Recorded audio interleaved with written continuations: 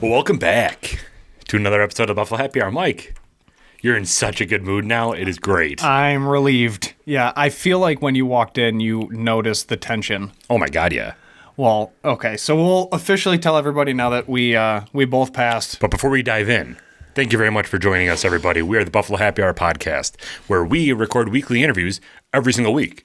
And we also record special interviews that release every single Friday. So if you're interested in that sort of content and you want to help us continue to support these small businesses, make sure to leave a like. What? You said interviews twice. Did I? Yeah, we record weekly episodes and then we record special interviews that release every Friday. That's what I said. No, you said that we record interviews and then we also record special interviews. Either way, we record all the things. And if you want to help us support small businesses, please make sure to hit that like button, subscribe to our YouTube channel, and then also leave a comment down below what your favorite part of today's video was. Today, we're going to be talking about our weekly recap, which is a lot to discuss, as Michael Kelly says. Then we're going to talk about our new friends over at St. Lawrence Distilleries, one of their product, which is Distillers Select Barrel Strength. And then we're going to round out today's episode by talking about the second edition in our 8th edition of our second miniseries, yes, which is Mr. William Wild Bill Donovan. Joe Donovan. Sure. He's got like 17 names. He deserves it because he's done literally every single thing in the entire world. Correct. But anyway, Mike, why were you so stressed? Okay, so first we'll leave everybody on a cliffhanger because there's three things to discuss. Literally everybody already stopped watching, so it's fine. I know. First, slightly turn down our volume because I feel like we're super loud inside our headphones. Jesus. Is that a thing? We're fine. I just feel like it was loud. Then lower your voice. All right. Sorry, I'm juiced. I know. You're telling me how to do my job. So, all right. For, let's see. For the weekly recap, the initial blast of stuff for our everyday listener is we made a updated house project list to knock out here. So that's exciting. I went to my buddy's house on Saturday night for dinner and drinks. That was fun. And then the next day, we went to another buddy's house for the Super Bowl. On Saturday, when I was at my first buddy's house, not that I have like all these friends, but it's two different people. I'm your only friend. Everybody knows that. Correct. We played a board game called Sequence. Oh, I remember that game. It's amazing. I've never played it. Really? So, yeah. So that was a super good game. If anybody's interested in a board game. That's with the cards, right? The cards and the little things. You got chips. Yeah. And then you place them on the cards. We still play that, Gina and I. It's a good game. Every once in a while, we'll bring out the board games. Sometimes we'll play Sequence. Sometimes we'll play cards. Sometimes we got a Godfather game, which is super dope. Yeah. Yeah. So we had a board night and played Sequence. So if you haven't played, definitely recommend that. And then went to another buddy's house, fell asleep in the fourth quarter of the Super Bowl. I had way too many chocolate chip cookies. So it is what it is. So I was literally falling asleep in Colleen's lap, and then she woke me up when the game ended. Outside of that, we have two large announcements. First and foremost, we are not in your garage. Correct. So we're not freezing. I'm in a t-shirt. It's great. It's like 13 degrees outside. We are recording in my basement. So that's where we are. There's heat in here. Mm-hmm. It's great.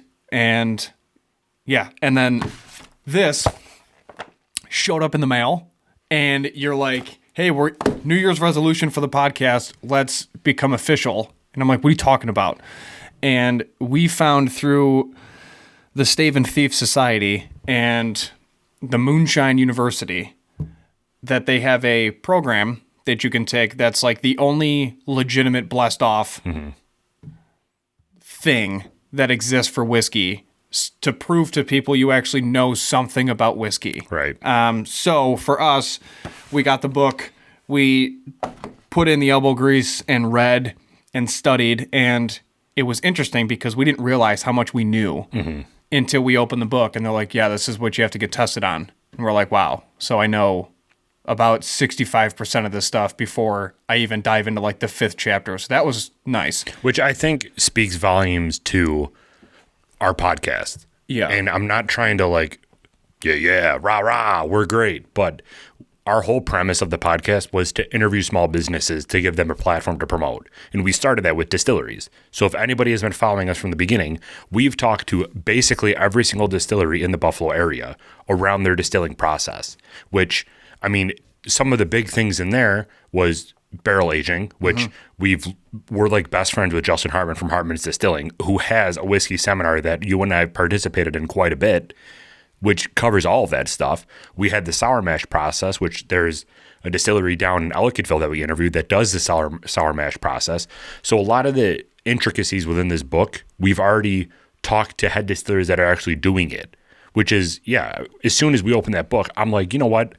Let's just do this. When we got the book at first, we were like, you know what? We'll dedicate days. We'll read it over. We'll take the test like a while down the road, man. Like, I want to know this from front to back. That night when we got that book, we actually recorded an episode that day when we got it. Yeah. That night, I read the entire thing. The next morning, I took the test, nailed it. Yeah. It was just, we really don't give ourselves a lot of credit when it comes to this stuff. No, not at all. If you thought, even before we got this book and you looked into that, what did you think your chances were of passing this before you even looked at that book? Low until a couple months ago. And then when we started talking to more and more people about, like you said, the process and everything else, it started to click in my head that we were literally speaking the same language without officially doing any type of work for the distilleries. And we're like, how are we, like, it doesn't make sense that we're able to pick all this up. And then once I read the book, I'm like, this is cake. Like, I will be okay. Obviously, there's the other side of me with like test anxiety, and I flip out and I'm like, this is like super important to me. I really don't want to fail. And you're like, dude, relax, just take the test. And then we destroyed it. Like, we both got over 95%, which is incredible. So I'm very happy with that. But it's realistically for you guys so that you know we're not totally full of it. We're not just randomly saying things that you would think go with bourbon. Like, it's a more realistic taste and experience for us, and we're trying to give you the best and most honest feedback possible with every product. So now that we're officially stewards, I mean, it just kind of adds that level of professionalism that we always aim for, but it gives us more credibility, and I think most importantly, self-confidence to know, like, we can hang. Yeah. So I'm very excited, and I'm so relieved that that's over with. Right. So, like, to do that, I've taken a lot of very important tests in my life, whether it's college, with the Army, things like that, but this is, for some odd reason, this literally freaked me out. When was the last time you actually took a test that mattered? Not like what chocolate year? Are you? No, yeah. No, not like a BuzzFeed quiz, but the probably the last military school I went to, which was 2018, and it was extremely stressful because it was one of the harder things to get tested out on, but it's VID, so it's vehicle identification for all the nations. So you have to identify like their tanks, like their armored personnel carriers. So, and it's all just like a silhouette of a vehicle. And then you look for like 4 identifying things, but it's timed. So it's on the screen for like 5 seconds, and you're like, okay, like it's that nation. And then you have another 5 seconds before it goes to the next vehicle. And you have to like know it or not. So I was kind of stressed out over that. But that was probably the most stressful test and the most recent test that I've taken since we graduated college in 2014 with our bachelor's. I don't think I've taken anything. Honestly. Really? Yeah. I mean, I've done a lot of interviews, which I guess those are tests in a way, because they're testing you on what you know about the job that you're applying for. But from an actual sit down and fill out multiple choice questions, I have not taken that in a very long time. And it was just crazy how quick I flew through that test. You too. We finished the test in 15, 20 minutes. Yeah. Which is kind of ridiculous. And we didn't take it together. If Stave and Thief is watching, correct. I took mine literally the day after we got it, and you just took yours today. So we did not take these together. And dude, you were like, I was trying to get you to slow down because I'm like, I know he's just going to, because you're a savant and you learn way faster than I do. Like if it's concepts or whatever. And I'm like, here we go. And you're like, you got a second? I'm like, did somebody back out? Like, is a future collaboration like on the fence now because of whatever? And then I'm like, yeah, go ahead. So we talked for literally like 2 minutes, and you're like, all right, so just let you know, passed the test, crushed it, so everything's fine. And I'm sitting there and I'm just staring at my phone like, this mother, are you kidding me? And you're like, yeah, you'll be fine. Just keep hammering the book. Like once you're comfortable with the book, just take the test. I'm like, well, that's in like 9 years. Yeah. So, but it wasn't in 9 years because you did it much quicker than that.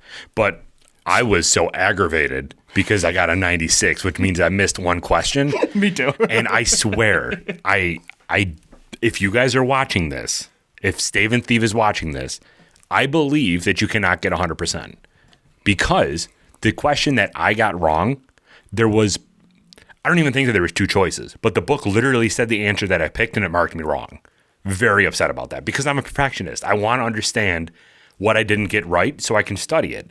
But when I study the thing I didn't get right and I just confirmed the beliefs that I originally had, I was so mad, man. When I looked at that, I'm like, what is going on? So mad.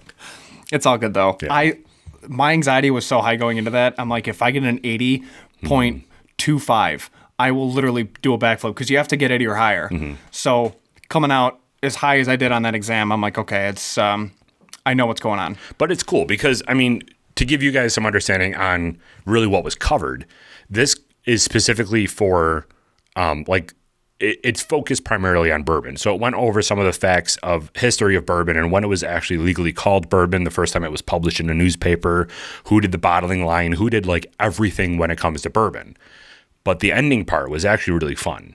The ending question was you had to build yourself a flight, which is demonstrating to yourself, I know what I'm doing and I'm going to tell you that I know what I'm doing by demonstrating what I know about this flight of bourbons. Yeah. So we both did the same flight. That doesn't mean we copied each other, but Devil's River is our favorite distillery in the area. Well, I also wasn't going to buy 3 new bottles of bourbon for something that literally took like, I don't know, 10, 15 minutes to just make sure everything was covered and I did what was asked and everything. Like, I'm not going to, there's no point. Yeah. So I'm just going to use what's already open out of our collection of what we've already done on the podcast. Yeah. So it was really cool. It was cool to build a flight. It was cool to finish that test. And I'm just so happy that it's done because now we can breathe. Yeah, no kidding. And it's interesting. I hate New Year's resolutions, but one goal of ours for the year was to become stewards, and we did it by the middle of February. Today's date's the 10th of February, so as soon as the book was out, and dude, it was back ordered. I was just going to say the same thing. So when it wasn't it wasn't available to ship until what day? In February February 1st. The 1st. Yeah. So we got it within a week. We both passed. I was a little obnoxious when it came to looking to make sure that that's available. The second I woke up on February 1st, I ordered it, and Stave and Thieve posted that it's available on like February 2nd during the middle of the day. I'm like, I already got this. Don't worry about it. I don't know why, man. I was just so excited to do this and so excited to take this test that I just wanted to jump at the opportunity when it was available because I didn't want us to be February 3rd, we remembered, and it's already sold out again. I didn't know the traffic for this. True. So I'm just very happy that we ended up doing that. Yeah. So if you're in email correspondence with us, you're probably going to see that. We get a fancy pin. So if it's on a suit jacket, on the lapel, you know why. But we're pumped. And you know this is going to be worn when we go to like podcast events. Oh, 100%. This is very interesting. What's the proof on this again? 120.3. And it's handwritten, which I like. Dude, this literally smells like candy. Right? It's very, very, very inviting on the nose. But anyway, so that was really our highlight of the past week since you guys heard from us last. We've also been cranking out interviews like you probably already know. For some reason, you and I had a discussion with each other. We're like, dude, let's stop doing 2 interviews a week because we've gotten to this point where we're sitting down with a new small business to interview them, and they're like, when is this going to go live? And we're like, a little over a month away. So we were so backlogged that we were doing these interviews very far in advance, which is great, but it started to create some complications, specifically if a business had something that they wanted to promote coming out soon. And then we weren't able to rearrange our schedule to make sure that was able to release before their announcement to build hype for it. Well, that and just the overall hype in general. Mm-hmm. Like, when somebody is allowed to discuss their business in detail for as long as they want, it costs them absolutely nothing. And they're literally under lights. It's being recorded. It's going to be all over social media on every platform that you can think of. they get super excited because they're like, this is my entire livelihood. These guys are here to literally just help me drive my point home, and I have to wait a month. Like, that kind of sucks. And we feel bad about it because we're like, well, but yeah, there's nothing we can do, man. Like, our people now are excited to be on, and they're reaching out to us. We're reaching out to them. The first of every month, we get blasted by our listeners, and they're like, can you go here? Can you go there? And we reach out to everybody, and whoever responds, we go. So we kind of fell into a loop, but now, like, dude, last night, just to show how busy we are, there's collaborations outside of interviews. So we have events going on with partners that, like, our friends, basically, but they're, you know, like 3 Chord Bourbon or Crooked Lamppost Brewing or all those guys. And we do that on the weekend because we still work full time. So my sister's like, hey, I mean, you can see it. Like, I got a beer fridge in my basement, a lot of beers in it. I don't drink beer, and I don't want to waste it. So I call my friends and family that I know drink beer, and I say, come over. Obviously, you know, groups, whatever. Come over, drink my beer, because I don't want to throw it out. So I call my sister, and I said, do you want a day drink? And she gets all excited. She's like, absolutely. I was like, come over at 10. You know, like, bring your husband. Like, we'll just sit in the basement, chill, relax, make food, and drink beer all day. And then I'll just sip, you know, like Basil Hayden's or whatever. And she goes, well, when are you free? Let's pick a day. I'm like, okay. So I pull up the calendar, and she's like, what about this Saturday? And I'm like, She's like, what about next Saturday? I'm like, She's like, what about the next? I'm like, how about the 20th of March? And it's February 10th, or it was the 9th. It was yesterday. And she's like, are you serious? And I was like, yeah, so this is what's going on these days. Yeah. And then, like, the 13th, we're out of town because we got to go see our friends at St. Lawrence. So I'm like, I'm sorry, but, like, yeah, we'll pencil you in. And she's like, all right, well, we'll just figure out, like, food later. She's like, this is ridiculous. Like, you're my brother. I'm like, podcast is life, bro. Like, I don't know what to tell you. It's crazy. We have some amazing things coming up with 3 Chord. We're very, very excited to do this with 3 Chord, and you guys will figure it out as soon as we get to actually doing the event. Then we'll let you know more specifics of it. But we have some amazing things coming with them. We're going down to St. Lawrence Distillery to interview them. And September, who is their local rep, was nice enough to give us this bottle after we reviewed their first product. So we have a lot of partnerships that we're very, very thankful for. Everything has just been flying recently. If you haven't checked us out on Instagram, we're doing a giveaway right now. As soon as we reach 1,000 subscribers, we're going to be giving away a sweatshirt. Followers, yeah. As soon as we reach 1,000 followers on Instagram, we're going to be giving away a sweatshirt for one person. And then for another person, we're going to be giving away a set of 4 slate coasters with a sticker. And it's just another way to give back to you guys for being a part of our journey. So if you haven't followed us on Instagram yet, go there right now. We're at like 950. We're really close to this. Yeah. And as soon as we hit 1,000, we're going to be releasing we're going to be announcing the giveaway winner. So there's already people submitted and entered to win. So go there right now. Make sure you're entered to win and follow us. Yeah, so our handle's Buffalo Happy Hour 12 if you're new. Don't ask why the 12 is there. Just know the 12 is there. And then our giveaway post, scroll down a little bit because we still post literally 6 days a week. So scroll down just a little bit. You'll see the coasters for the photo. And they're a black slate coaster with a sticker, one of our stickers. And then when you click that, the whole caption of the photo gives you all the reasons and the instructions on how to get into the giveaway. But yeah, so we're excited. Thank you everybody for the support. We're excited. And yeah, man, let's going back to this the interviews that we've got going. We had one yesterday at Cafe Godot. Yeah. And you made me walk. Jerk. We're talking about it? Yeah. Okay, we're talking about it. So we talked about it during the interview. We got to talk about it today. All right. It's on the west side of Buffalo, and they're located in between Kleinhans and Deauville, but they're literally on Porter, so they're very close to Deauville College, right at that random Y intersection. So, going back, Colleen and I, when we first started dating 7 years ago, she used to live on Jersey Street in an apartment. So that's where I would always go to her place. Now, where the cafe is, it's about, I don't know, it's not like a mile, but it was pretty close to a mile. It's a decent distance. And we got, the whole mobile setup. So we have multiple bags. And we're it weighs probably, at this point, probably 75 pounds. Yeah, so we're on a walk. Now, I'm fine. I got my boots. Derek luckily wore his boots. And there's no parking lot for the cafe, but there's a ton of street parking. But I knew he wasn't familiar with the west side of Buffalo. So I'm like, yeah, you can't necessarily like park here because time constraints, and then you just get ticketed all the time, and then your vehicle could get hit, plus it's like snow and slush. Like, I don't want anything crazy happening. I just don't trust people. We'll just park somewhere that I know like we won't get a ticket. And then Derek is in the passenger seat just pointing like, what about there, why not there? And I'm like, nah, like reasons. So we keep driving and I park on Jersey Street, and then we walk basically a mile to the cafe, and he's just like mumbling and grumbling for the first like 9 steps and then gets silent.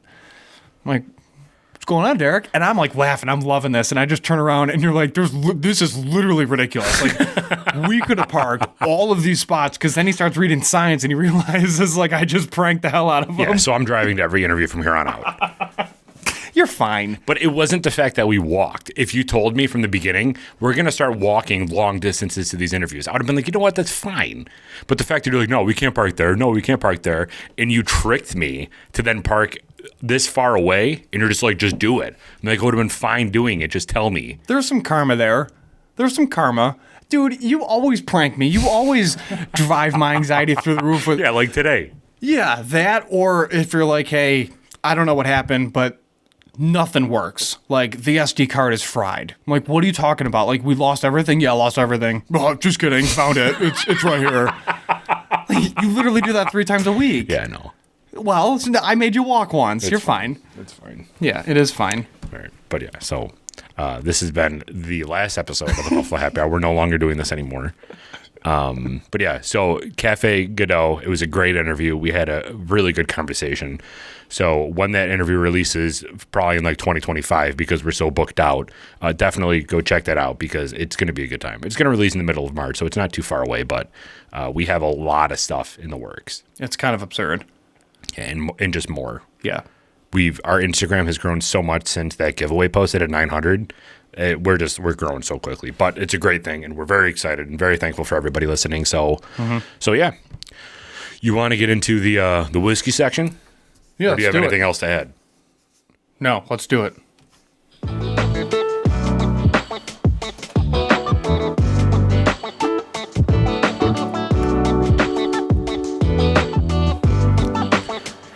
All right, so for today's episode, for episode 73, we're going to be talking about St. Lawrence Spirits Distillers Select Review. This is specifically called their Icebreaker. I believe it said on their website that it's a seasonal release, so I'm not sure if they do a different mash bill or anything along those lines every season. Outside of that, I'm not sure really why it's called seasonal, so I would have to assume so. It is coming in hot at 120.3 proof, so it's a pretty hot. That's what I'm talking about. 60.13 ABV if we're going to be very specific. So since the last time we talked, we already did this. We already did St. Lawrence Spirits. So if you want to know the history of the distillery and more information around St. Lawrence Spirits itself, located in Clayton, New York, go back and check that out. I believe it was episode 70 or 68. I'm pretty sure. So it was about a month ago. Yeah, because this is episode 73. Yeah. So if you want to hear any more information around St. Lawrence Spirits, go back and check out episode 68, where we talked about their whole company, and then we also reviewed another one of their products called Captain's Flask. But since we did that, I believe that they added new products to their website. Now, they have a lot, dude. They have a lot, but I say that I believe because they put the new products on their website as well as the awards that those products won.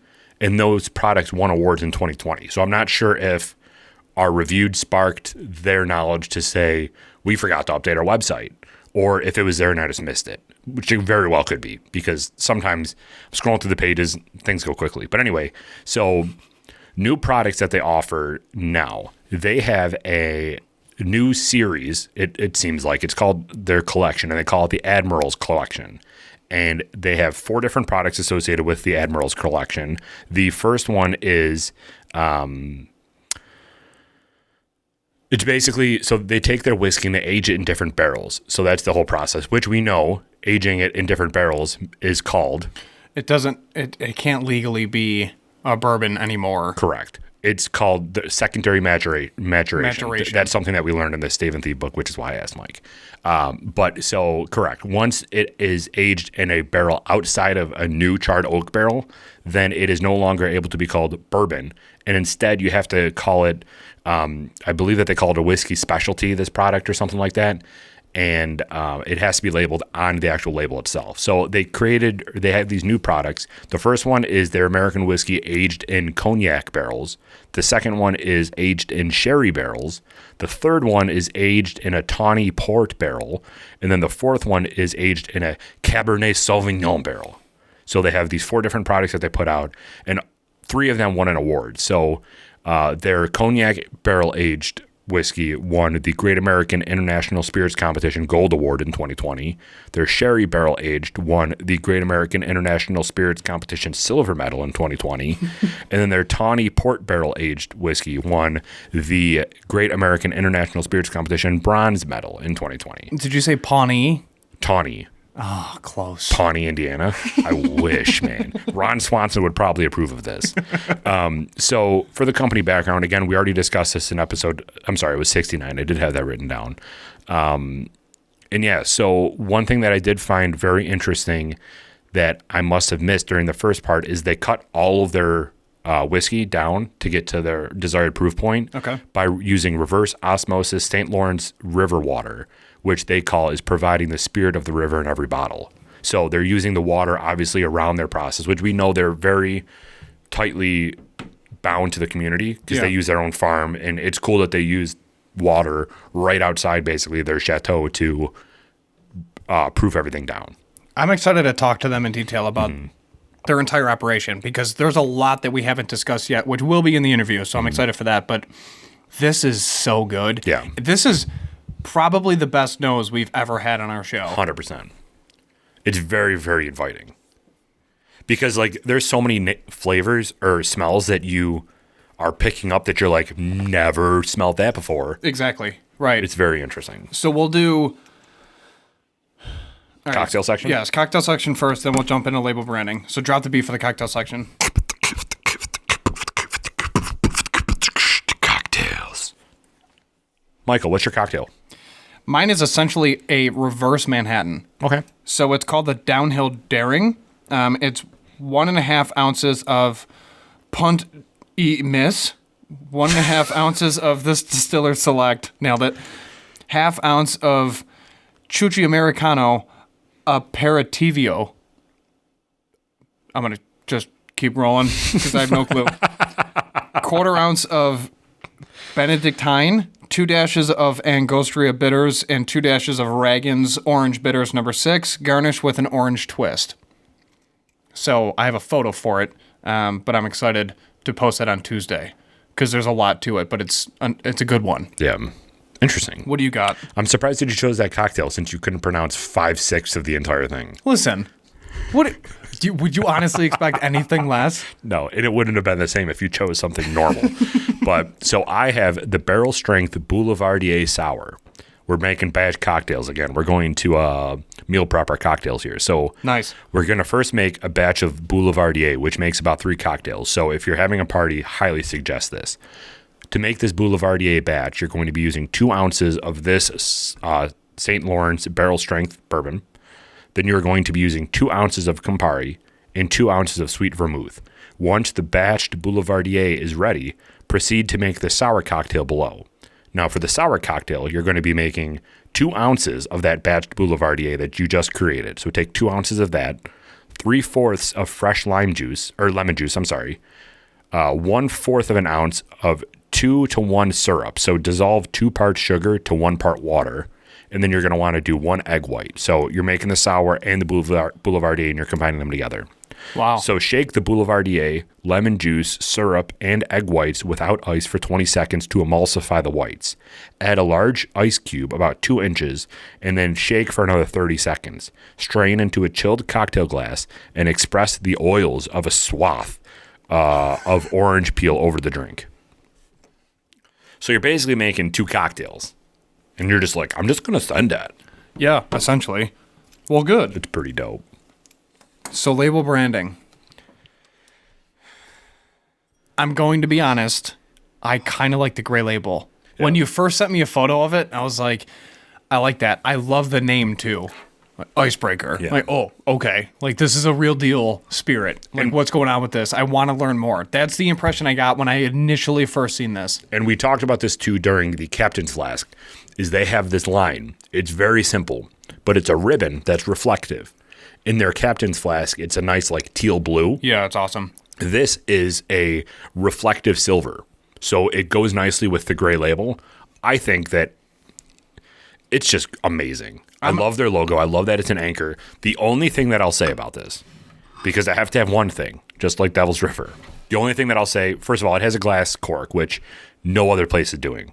I love that they have a glass cork, too. Some wine bottles do it, but not whiskey. But one thing that I will have to say is their ribbon that they put over top, their seal, they need to have some sort of way where it'll twist off rather than peeling it off. Because when you peel it off, you get a lot of the glue residue there, and it becomes very sticky. So I learned you don't peel it off completely.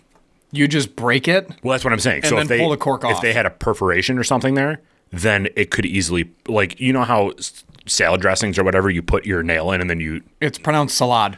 But no, so that was the Captain's Flask. We made that mistake. Even this, I tried to do it, but it didn't let you. Oh, really? Yeah, so it's not perforated. That's what I'm saying. So if they perforate it so it can break, that would be preferred because it's leaving the glue residue on the cap. That's it. We're dropping it down to a D. All right, D+. No, I'm just kidding. So this is definitely an A. But that is the only thing that I would add is that there is that little residue on there. But it's fine. My hands are very clammy, so I basically took it off already. That's gross. But anyway. What the hell? So we're pretty good. Yeah, we're golden now. No, it's... So we're moving on. You don't want to talk about my clammy hands? We gave this an A? Yeah. Okay. This nose, guys, if I can explain this to you accurately, you're going to go out and buy a bottle of this immediately. I literally just get candy. See, now... But, I mean, there's more distinct notes, but, like, it's just like sugar and candy. And you're like, okay, but, like, what is it? What I get is specifically licorice, anise, and then a little bit of, like, a maple syrup. That combination together is exactly what I'm smelling. I understand the licorice and the maple syrup. The other one... Yes, it's just not as prevalent for me. Dude, this is so awesome. This, to me, screams holiday bourbon.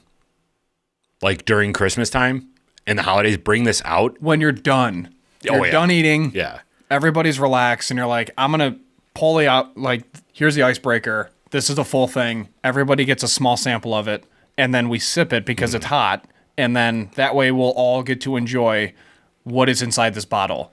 And then they would literally get the entire experience. Start with the nose, go to the initial taste, any note. Like, what are you picking up? It's a discussion. This isn't something that you would just randomly put in a decanter and you have on Tuesday. Right. So nose, licorice. Maple syrup. Maple syrup, for sure.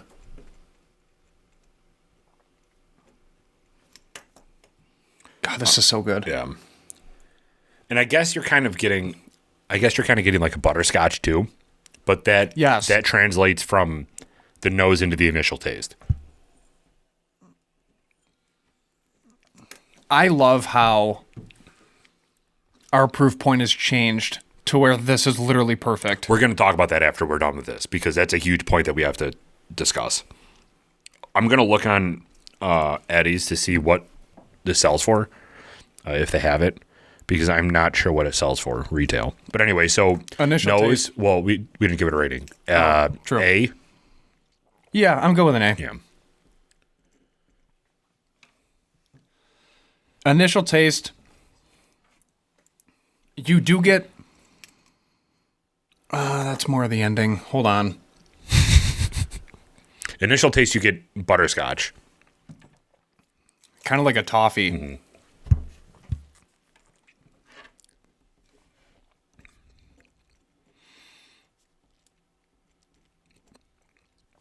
This is just something that is not common Nothing about this is common. Typically, when you're at 120 proof and it's a distiller select, you're trying to figure out, like, if me as a distillery is trying to put out the best product possible, what do I want in it? You always go with, like, the standard, the industry standards. I want, the leather, the honey, the oak, wood sugars, char, things like that. This is a totally authentic, unique spirit that's developed. Like, this isn't something that you would just run-of-the-mill think of. I mean, there's a lot of thought behind this product, and it definitely shows in the initial taste, into the ending note, because it lingers in your mouth, and it just coats your mouth. Like, it doesn't do anything. It's not necessarily destroying your nasal cavity. Yeah. It's not a super high hug that just engulfs your mouth in flames. It's just a nice experience, is really the only way I can put it. If you were to put this in front of me without knowing anything about this product, I would have thought that it was aged in something else. Yeah. Like, if you took the bottle away, good point. I would have thought that this was aged in a different barrel outside of just a new charred oak, because you're getting those unique flavors. This is fascinating. So I don't have any service in your basement, so I can't look it up. Nailed it. So we have toffee butterscotch. That's pretty good for the initial taste. I would say maybe an A-. I agree. The ending note, I am getting caramel. Caramel and like a little peanut butter. To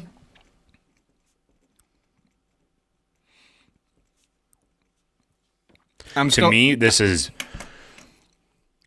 So, another thing that I like about this distillery, too, is they tell you the ingredients or their mash bill that is made with, but they don't tell you the percentages, which leaves you to guess. No kidding. So, all right, it says right on here, it's distilled from corn and rye. So, what we know, since we just took our test, is that rye is a flavoring grain, yes, but you cannot pick a lot of that up. I'm not getting a lot of your traditional hot, spicy rye in here. So, if I were to guess, this is going to be a high corn, very low rye mash bill. I'm talking probably less than 10%. You do get pepper, but it's on the back of the ending note. And it could be masked, too, by all these flavors. Yeah. So, ending note, you're getting peanut butter, caramel, and pepper.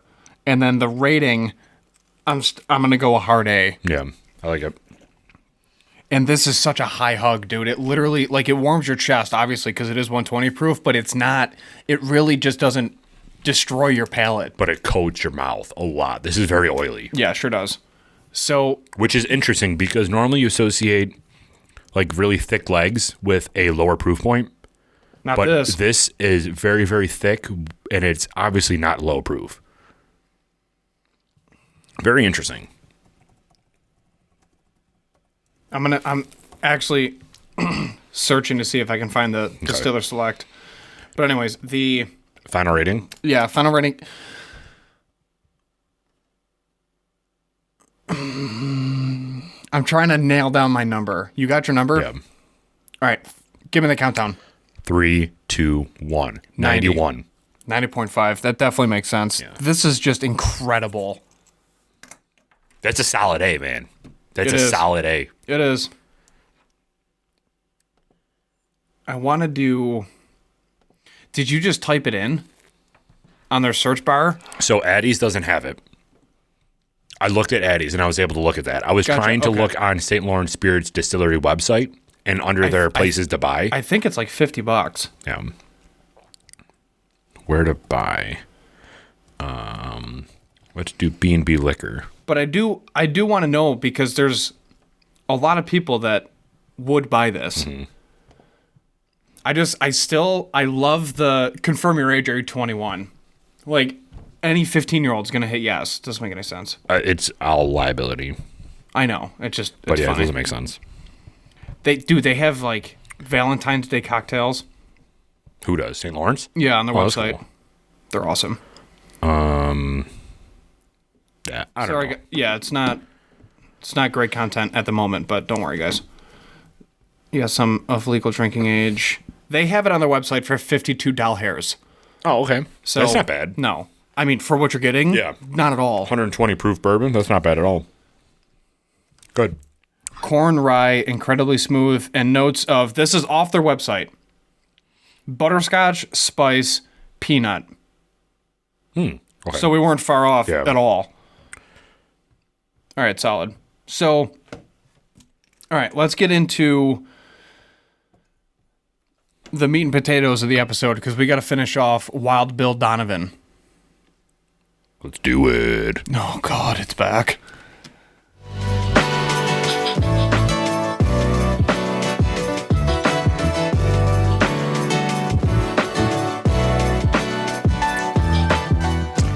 All right, so this is our segment of our show where we talk about the prominent people that impacted the Buffalo area.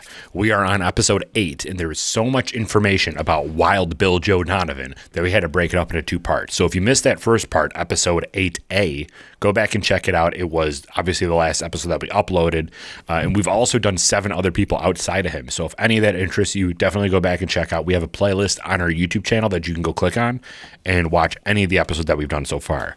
So Michael, what wasn't able to fit in the first Wild Bill Joe Donovan episode? Sorry, I just had to let my mic know who's boss because it's trying to. It's fine. It's trying to play games. I want to have more of this, but I feel like I'm going to get knocked on my ass.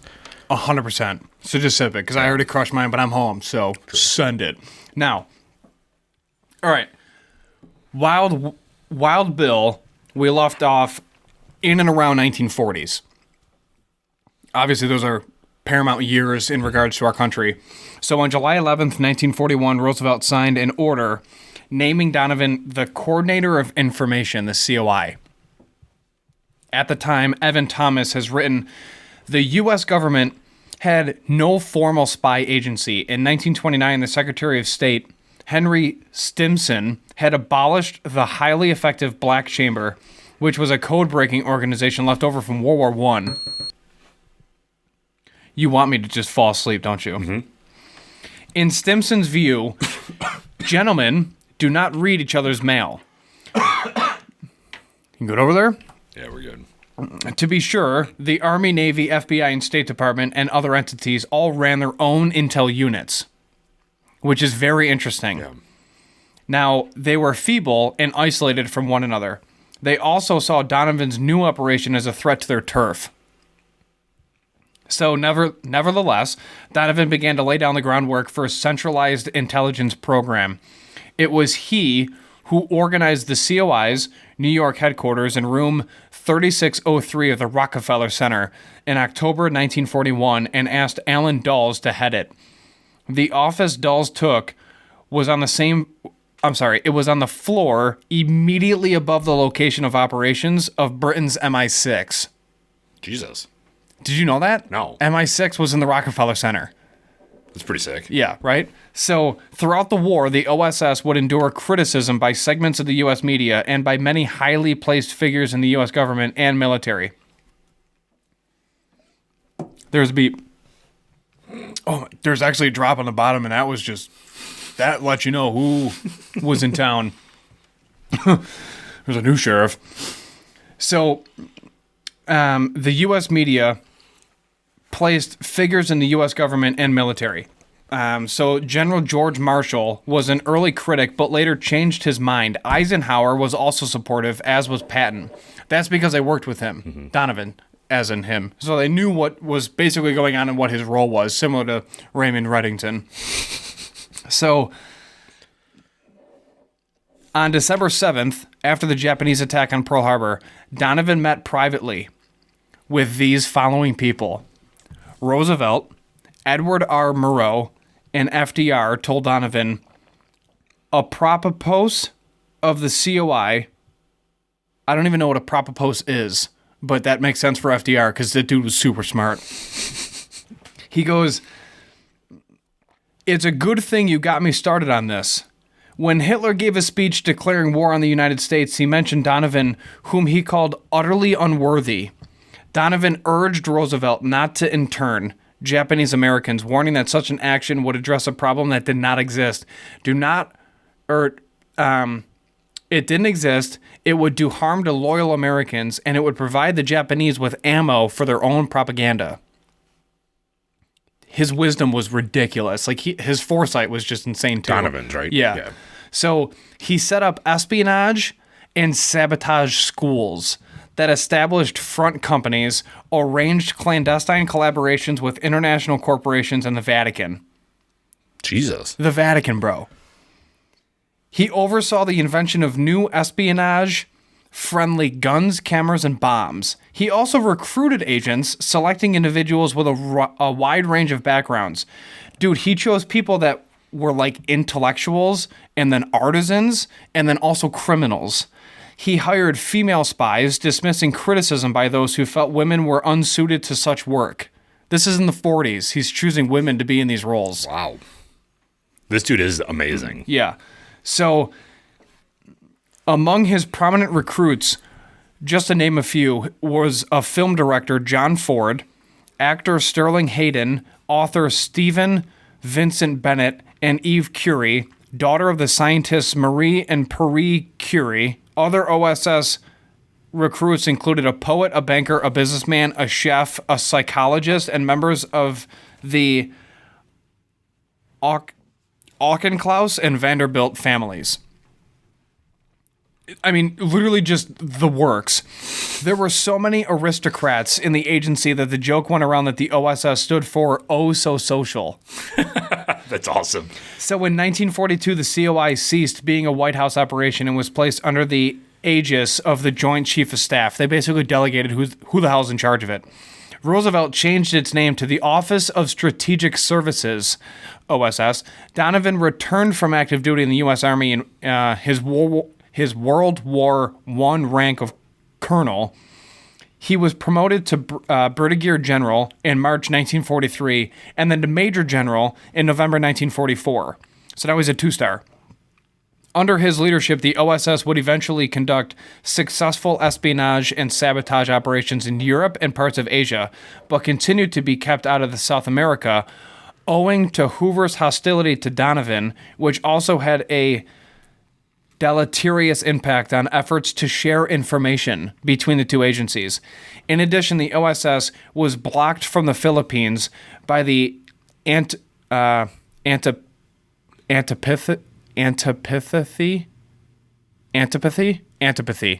That's what it is. Antipathy. Nailed it. We don't have a TV, so I'm not looking at any of this right now. Yeah, you're fine. Of General MacArthur, the commander of the Southwest Pacific Theater. OSS espionage and other on-site activities helped prepare the ground for the 1942 Allied invasion of North Africa. However, Donovan himself took part in the Allied landing in Italy on September 3rd, 1943 in Salerno. At the Anzio landing on January 22nd, 1944. So the dude's in charge of the OSS. He's literally like the only reason the OSS exists. And he's like, nah, put me on the ground. I'm invading Italy with the boys. Jesus. So he was in fact very active in virtually every theater of World War II. He spent a good deal of time in the Balkans, to which he had urged both Roosevelt and Churchill to pay more attention. Like, hey, yo, Prez, pay attention over here because there's some stuff going on. It's ridiculous. He met in Europe with highly placed anti-Nazi Germans to broker an early peace that would allow occupation by Western allies to establish a democracy in Germany. Normal conversations. And he led the Soviets out in the cold. In China, he struggled with with Chiang Kai-shek and his underlings for permission to carry out espionage activities in the territory. He inspected OSS operations in Burma. He met with Vyacheslav Molotov in Moscow to arrange for cooperation between the OSS and NKVD, and was present for MacArthur's successful April 1944 invasion of Hollandia on the northern coast of New Guinea.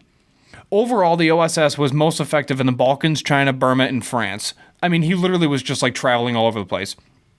On D-Day, he was on one of the ships that took part in the Normandy landing.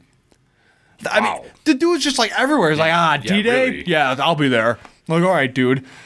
They call him up on his cell phone or something? Basically. So listen to this. This is a really cool story. Going ashore, he and his commander of covert operations in Europe, Colonel David Bruce, were shot at by a German plane, then moved on toward the American front lines and encountered German machine gun fire. As they were on the ground, Bruce later recalled Donovan said, "Dave, we mustn't be captured. We know too much." Wow. Donovan said that he had 2 suicide pills, but then discovered he didn't. I must shoot first, Donovan said. Bruce replied, yes, sir, but what can we do against machine guns with pistols? Donovan explained, oh, you don't understand. I mean, if we are about to be captured, I'll shoot you first. After all, I'm your commanding officer. Because he literally checked himself to make sure that he had suicide pills. Once he realized he lost them, he was like, we'll just shoot first. And then his guy's like, we're going up against machine guns. Like, what are you talking about? And he's like, no. Screw that. I'm just going to shoot you first since you're the commanding officer. Like, dude, I mean, he's just out of this world. Before the month was over with, he was back in Italy implementing reforms in the OSS operation in that theater. Then he meets with the Pope, Pius X11, so 12. the 12th, telling him about the activities of intel agents working out of the Japanese embassy at the Vatican. Like, hey, sir, Mr. Pope, just so you know, this is what the Japanese are doing out of your embassy by the Vatican. Okay. During the weeks leading up to the Valkyrie plot to kill Hitler, Alan Dulles, Donovan's man in Switzerland, because he's got a boy in Switzerland, who was in contact with the plotters, kept him abreast of developments. He's like, hey, this is how we're going to kill Hitler. Like, I'm just going to give you a quick phone call just so you know what's going on in the world. Jesus. Who the hell is this guy? Right? He's from Buffalo? So there was a particular triumph for the OSS. The role it played in conveying intel from southern France in the run-up to the Allied landing on the French Riviera in August 15th, 1944. Thanks to Donovan's spies, he told Colonel William Quinn the invading army knew nothing about the beach and where Germany was. Or where every German was. Donovan was present for that invasion too, after which he returned to Rome for a secret meeting with Hitler's envoy to the Vatican, Ernst von Weizsäcker. Shortly afterwards, he met with Marshal Tito to discuss OSS operations in Yugoslavia. As World War II began to wind to a close in early 1945, Donovan began to focus on preserving the OSS beyond the end of the war. A February 19th article in the Washington Times-Herald revealed his plans for a post-war intel agency and published a secret memo he'd sent to Roosevelt proposing its creation. Like, hey, we should probably start the CIA. Right. It's basically what it was. The article compared the proposed agency to the Gestapo, knowing that Americans wanted a smaller federal government after the war. Roosevelt was not entirely sold on Donovan's proposal, although Donovan felt reasonably confident he could talk the president into the idea. Just slinging. Hoover disapproved of Donovan's plan, which he saw... You know what he did all the time? That's it. So Hoover disapproved of Donovan's plan, which he saw as a direct threat to FBI authority, even though Donovan stressed that his agency would operate only abroad, not domestically at all. After Roosevelt's death in April, however, Donovan's political position was substantially weakened. Although he argued forcefully for the OSS's retention, he found himself opposed by the new president, Harry Truman. While the OSS got glowing reviews from many wartime commanders, notably Eisenhower, who described its contributions as vital, critics dismissed it as an arm of British intel, and like the Times-Herald reporter, painted dark pictures of it as an American Gestapo in the making. So, World War II ends, Donovan's still around, he can't get the OSS to get approved by the federal government because the people don't like him, per se, and his allies are essentially moving out of the Oval Office. So what happens in May 1945? The Nuremberg trials. Where's Donovan? There. Because where else would he be? Oh my God. So he flew to Europe to prepare for the prosecutions, because again, he's a lawyer, and eventually brought 172 OSS officers onto Jackson's team, interviewing Auschwitz survivors, tracking down the SS and Gestapo documents, and uncovered other evidence. Donovan, whose idea it was to hold the trials in Nuremberg, who knew that? Right. He's literally the reason they were held there. He's like, we'll just go there. He also introduced Jackson to useful foreign officials and even released OSS funds to bankroll the prosecution effort. Eventually, Jackson, who had been a political rival of Donovan's in New York State, considered him a godsend in return for Donovan's help, but also because the OSS had proven vital for the prosecution team. Literally, without Donovan, it wouldn't have been a success. Right. It's insane. Jackson lobbied Truman in person to approve of Donovan's plans for a permanent post-war intel agency, although it was unsuccessful. On September 20th, 1945, Truman signed an executive order abolishing the OSS. In Nuremberg, Donovan integrated many prisoners, including Hermann Göring, who he spoke with 10 times. But eventually Donovan fell out with Jackson. The latter wanted to basically indict the entire German high command, not just men who personally ordered or committed war crimes. So Donovan considered this a violation of American principles of fairness. Donovan, a former prosecutor, also criticized Jackson's lack of skill and experience at putting together a strong case at a courtroom examination and cross-examination. Jackson removed him from the team. Donovan went back to the U.S., where in 1946 January, Truman presented him with the Distinguished Service Medal, which at this point I think is his second. Could be wrong, but I wasn't alive in 1946, so don't come at me. Truman moved forward with plans for a new intel agency, finally giving approval in 1946. So Truman was like, Donovan actually was onto something. You know what? We'll just move forward. It's now my idea. So it was a watered-down interdepartmental Central Intelligence Group. So we're getting there. So Donovan warned it would be ineffectual. He compared it to a debating society, and he soon proved to be right. As the Cold War quickly intensified, Truman recognized the need for a far stronger intel service. So in February 1947, he asked Congress to approve plans for the CIA along the lines Donovan had proposed. Donovan himself lobbied Congress privately to pass the enabling legislation, which in turn became the National Security Act of 1947, and it was, in Waller's words, a vindication of Donovan's vision. Among the OSS members who went on to become major CIA figures were Allen Dulles, William Casey, William Colby, and James Jesus Angleton. So Donovan wanted to lead it. He had a ton of supporters. He urged Truman to put him in charge. Instead, he gave the job to Admiral Roscoe Helen Coder, whom Waller described as lackluster. Meanwhile, Donovan accepted a position appointment to head of committee studying the country's fire departments, but he worked behind the scenes to aid in the formation of the CIA. So he basically just had a cover story, but he was still instrumental in setting everything up. So he goes overseas, does a bunch of work, and then comes back from abroad as a U.S. businessman, and ambassadors passed information to Donovan that he shared with the CIA. Instead of being grateful for Donovan's help, Truman was furious, considering him an intrusive meddler. Really? Yeah. So for his work overseas, it was basically he was doing a bunch of other covert ops without federal approval. So the president got mad, and he's like, you're just an invasive meddler. You're not actually helping the CIA. You just want the power. Donovan began experiencing symptoms of dementia while in Thailand, and he was hospitalized in 1957. While he was in the hospital, he imagined he saw the Red Army coming over the 59th Street Bridge into Manhattan. In a memorable last mission, he fled the hospital. Really? So he's wandering down the streets in his pajamas, and shortly before his death, he was visited by Eisenhower, who later told a friend that Donovan was the last hero. So Donovan dies at 76 years old from complications of vascular dementia on February 8th, 1959 at Walter Reed. Vascular dementia? I couldn't tell you. So he passes away in 1959 at Walter Reed. Upon learning of his death, the CIA sent a cable to its station chiefs. The man more responsible than any other for the existence of the CIA has passed away. He's buried in Section 2 of Arlington National Cemetery. After his death, he was awarded the Freedom Award of the International Rescue Committee. The law firm he founded, Donovan, Leisure, Newton, and Irving, was dissolved in 1998. His home in Chapel Hill near Berryville, Virginia, was listed on the National Register of Historic Places in 2004. Cool. In 2011, it was suggested that a new federal courthouse in Buffalo be named after Donovan. Makes sense, right?